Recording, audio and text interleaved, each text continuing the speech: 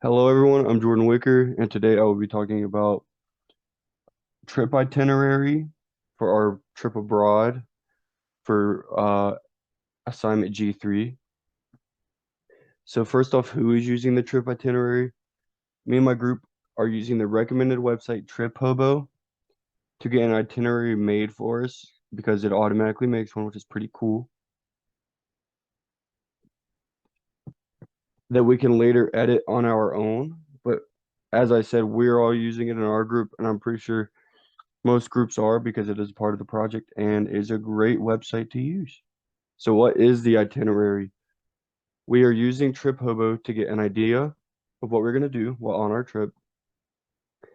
And we have certain guidelines that we have to pass, a certain amount of hours we have to do certain things. So what we're going to do is use the TripHobo itinerary and use it as kind of like an outline guideline kind of thing. And it makes up our itinerary. Itinerary is just like a schedule of what you're going to do while it's in said place. You see them a lot when tourists go to like New York on bus trips or something like that. So when are we using it? We're using TripHobo on our own times, but we started using it in class together. Um, what I'm thinking is, it could be different for each person, right?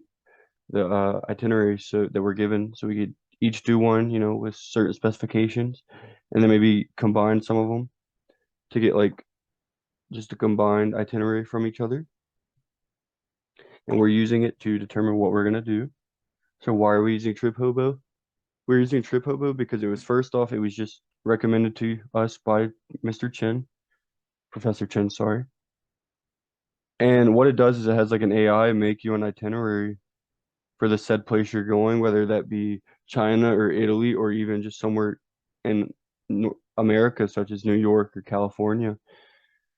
And we're using it because it really just it takes a lot of steps out of the process and makes it a much simpler, dumbed down kind of process for us, and it makes it just a lot easier.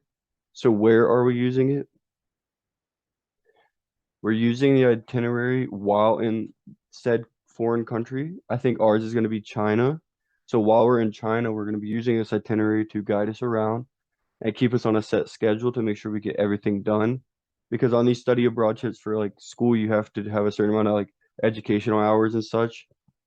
And we need this itinerary to make sure that we hit those goals, and also for stuff such as dinners, meals, we're going to need an itinerary of where we're going to be eating so we can already have that all planned out instead of, going in there and just like winging it, which doesn't sound like the best idea. So how are we using TripHobo? We're using TripHobo online, and we're using it basically just to get an outline. And with this outline, we're going to throw our own ideas, our educational ideas that we need to hit in there and get everything put together and make sure we have a good schedule for when we go to China. Thank you.